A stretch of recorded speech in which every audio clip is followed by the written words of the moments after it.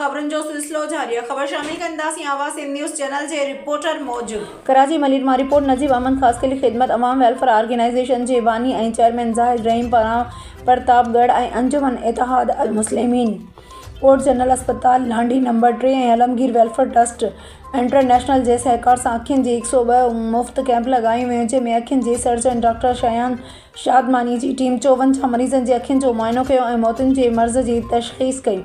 Sonologist doctor Abdullah bin Zubair 25 मरीज़नि जो ultrasound कयो।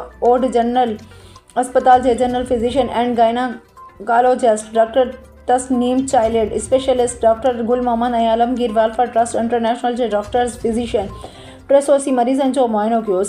समूरनि मरीज़नि जी blood sugar, blood group, cholesterol जा टेस्ट पिणु मुफ़्त कया विया।